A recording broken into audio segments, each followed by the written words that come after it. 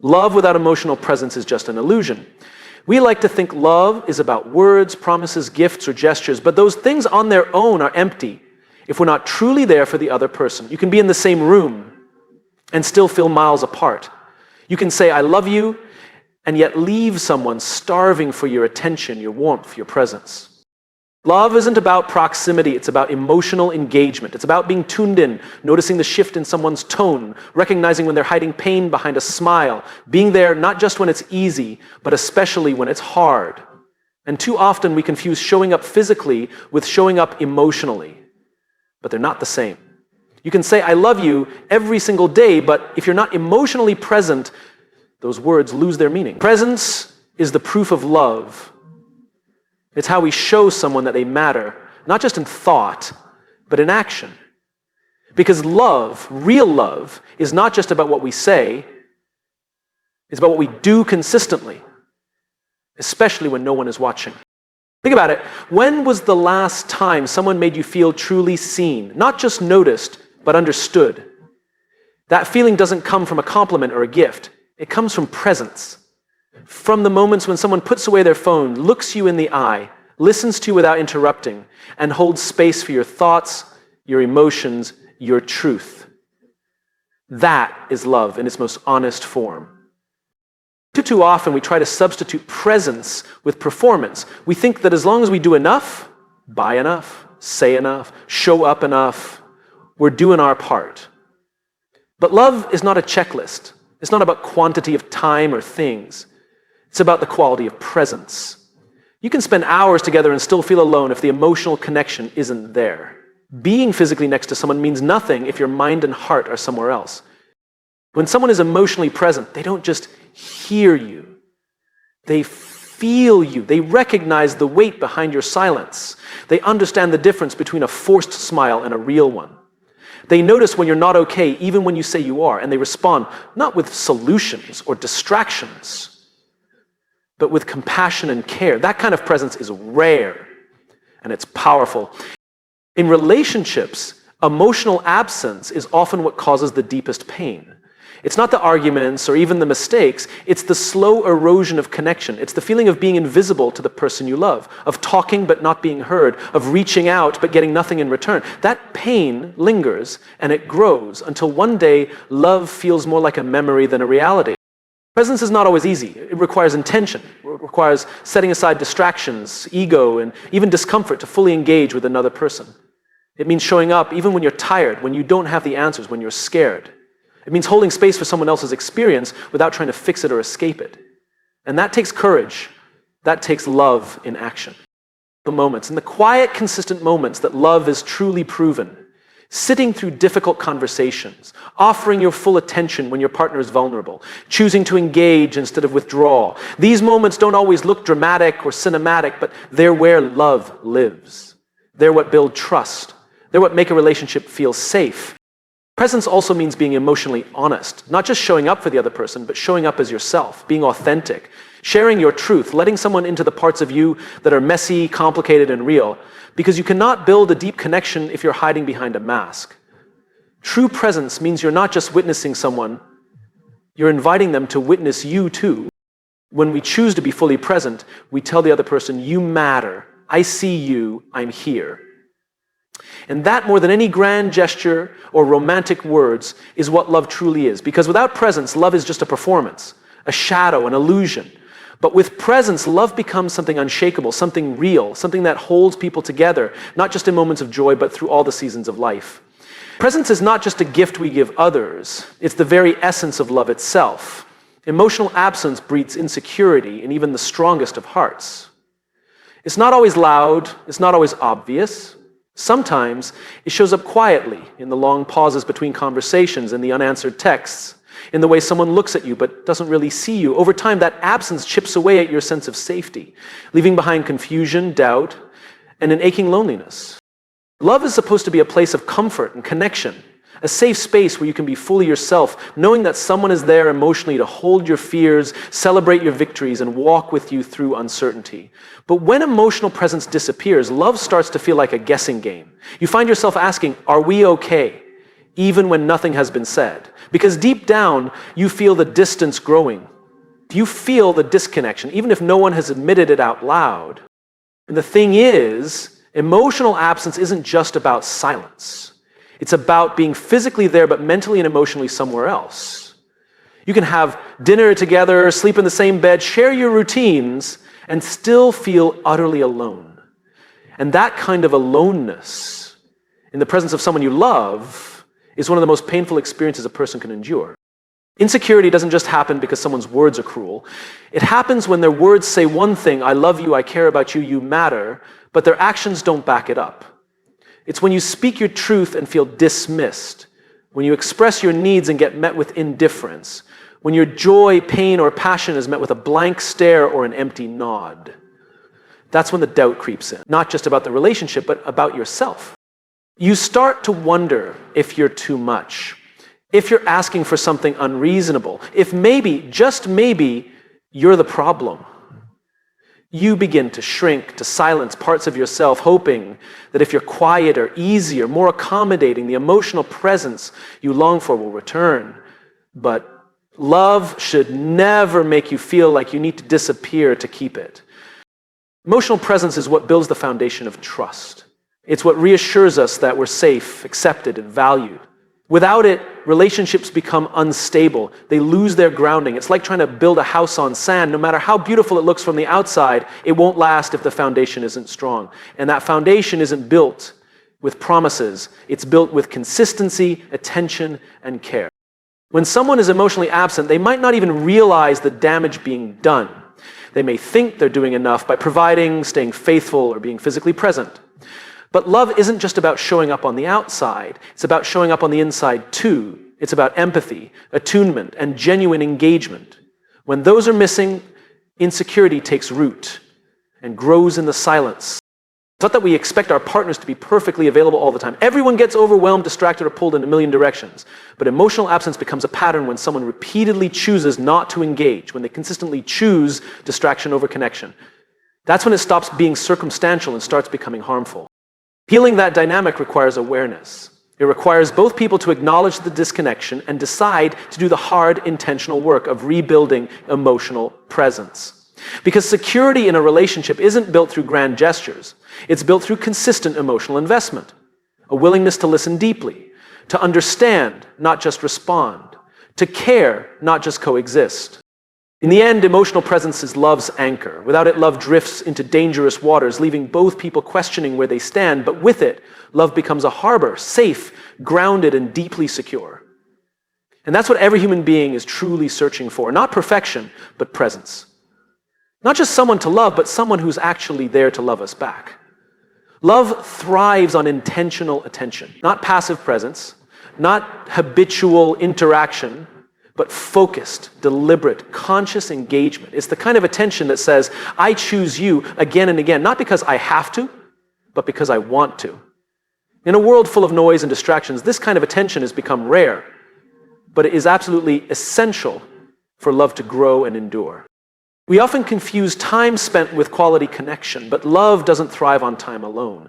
It thrives on the energy, curiosity, and care we bring into our time together. You can spend an entire evening with someone and still make them feel unseen if your attention is scattered, your mind elsewhere, or your heart closed. Being with someone is not the same as being with someone. One is physical proximity, and the other is emotional intimacy. Intentional attention means putting down your phone, turning off distractions, and tuning into the person in front of you. It means listening, not just to the words they say, but to the emotions behind them. It's noticing the things they don't say, picking up on the small changes in their tone, their expression, their energy. It's asking questions because you care, not because you have to. It's being interested in their inner world, not just on the surface of their daily life. When someone receives that kind of attention, they feel it immediately. They feel safe. They feel valued. They feel like they matter. And that is what love really is. Making someone feel like they are worth your full presence, your full mind, your full heart. Not sometimes, not when it's convenient, but consistently, especially in the small moments, because those are the ones that matter most. Without intentional attention, love becomes routine. It becomes mechanical, predictable, and eventually lifeless. And it starts to feel more like maintenance than connection. You go through the motions, say the right things, do what's expected, but the emotional charge disappears. And slowly both people begin to drift, not because they stopped loving each other. That's how people grow apart. Not all at once, but inch by inch, moment by moment. Intentional attention is a form of investment. It's the way we water the roots of a relationship. Just like a plant withers when ignored, so does love. It doesn't die in a dramatic collapse. It dies in the little neglects, the casual dismissals, the failure to really see and respond.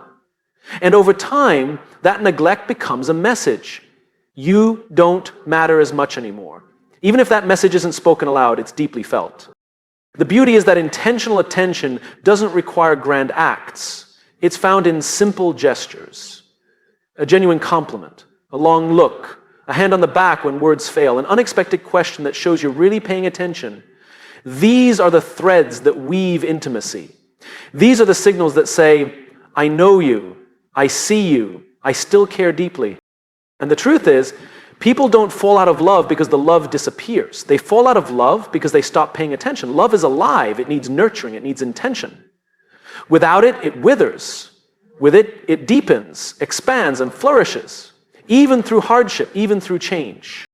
To love someone deeply is to never stop learning them, never stop being curious about them, never stop giving them the gift of your full attention. Because in the end, it's not how often you say I love you that keeps love alive. It's how often you show it through your focused, intentional, and undivided presence. You can't outsource emotional labor. It's a truth that is often overlooked, yet it lies at the heart of every meaningful relationship. Emotional labor is the invisible work of managing feelings, both your own and those of others. It's the effort it takes to stay emotionally present, to listen deeply, to hold space for vulnerability, and to respond with empathy. No technology, no third party, no quick fix can replace this essential human responsibility. In today's fast-paced world, it's tempting to try to delegate or avoid emotional labor. We rely on distractions, social media, self-help books, or even therapy to cope with our emotional needs. While some of these tools can support us, they can never replace the fundamental act of showing up emotionally for the people we love. Emotional labor is not just a nice to have. It's a must-have in any relationship that hopes to thrive. When you outsource your emotional labor, you risk creating a disconnect. You might be physically present, but emotionally absent. You might show up for the big moments, but miss the everyday ones where emotional connection actually lives. Someone else can't do the hard work of understanding your fears, your hopes, your pain, or your joy. That work is yours alone, and it's what builds intimacy and trust. Emotional labor is not about fixing problems or solving conflicts. It's about being there fully, even when there's nothing to fix. It's about listening without judgment, holding space without rushing to respond, and being patient even when emotions are messy or uncomfortable. It requires courage, vulnerability, and a willingness to sit in discomfort because you care more about connection than convenience. Relationships often fail, not because people stop loving each other, but because they stop investing in this emotional work. They expect the other person to fill the gaps, to be the sole emotional caretaker, or to provide the validation they need. But love cannot flourish if one person is carrying all the emotional weight while the other checks out or passes it off. Emotional labor is a shared responsibility, and each person must be willing to engage. The truth is, no one else can be emotionally available for you if you are not available for yourself. Self-awareness and emotional regulation are the foundations of healthy emotional labor. Before you can show up for someone else, you have to be willing to show up for yourself. To understand your feelings, to manage your reactions, and to communicate your needs clearly. This self-work is not selfish, it's necessary. Outsourcing emotional labor also means missing out on the deep connection that comes from mutual vulnerability. When you take responsibility for your emotional presence, you invite others to do the same. It creates a space where both people feel safe to be real, to share their authentic selves, and to build a bond that is unshakable. This kind of connection can't be bought or faked. It is earned through consistent, intentional emotional engagement. There's no app that can replace a heartfelt conversation. No quick fix that can substitute the patience required during difficult moments. No shortcut to the empathy needed when someone is hurting. Emotional labor is the human work of love, Sometimes exhausting, sometimes uncomfortable, but always necessary. When you commit to carrying your share of emotional labor, you build resilience in your relationship. You create a foundation of trust and respect. You show your partner that they can count on you not just in the good times, but when life gets hard. And that's what transforms a relationship from a simple partnership into a true partnership of hearts. At the end of the day, emotional labor is about choice. It's about choosing to be present, to be engaged, and to be vulnerable. It's about recognizing that love is not something you receive passively, but something you actively participate in. You can't outsource it, you can't delegate it, and you certainly can't ignore it without consequence. Emotional labor is yours to do. And in doing it, you make love real. Disconnection disguised as routine is one of the quietest, most dangerous killers of relationships. It sneaks in slowly, almost unnoticed, wrapped in the comfort of daily habits and familiar patterns. At first, routine feels safe. It creates predictability, structure, and a sense of stability. But when routine replaces genuine connection, it can turn into a trap that leaves two people living parallel lives rather than sharing one. In the beginning, relationships are full of excitement, discovery, and intentional effort. We make time, ask questions, and lean into each other with curiosity and passion. But as time goes on, the demands of life, work, and responsibilities can push love into autopilot. Days become predictable, conversations become surface level, and interactions become mechanical. We say hello and goodbye, share meals, sleep in the same bed, but beneath the surface, something essential is missing. This missing piece is emotional presence. When presence fades, disconnection grows. But disconnection doesn't always announce itself with loud arguments or dramatic breakups. Often it hides behind the routine, the well-worn paths we follow without thinking. We mistake going through the motions for being engaged. We confuse shared space for shared hearts. And before we realize it, the emotional intimacy that once fueled the relationship has evaporated. Routine feels safe because it's familiar, but familiarity can breed complacency. We stop asking the hard questions, stop checking in on how the other person is really doing. We settle into patterns where we talk about the weather or the day's tasks, avoiding deeper conversations that require vulnerability or effort. Over time, this creates a distance so wide it feels like two strangers living under one roof. Disconnection disguised as routine also dulls our sensitivity to each other's needs. When we're on autopilot, we stop noticing the subtle shifts in tone, the unspoken requests for support, or the quiet signs of pain. We become reactive instead of proactive, responding to what's immediate but missing what's important. This absence of awareness deepens the gap, and what was once a partnership starts to feel like an obligation. One of the hardest parts about this kind of disconnection is how easy it is to ignore. It doesn't hurt like a fight or a betrayal. Instead, it aches like loneliness inside a crowd.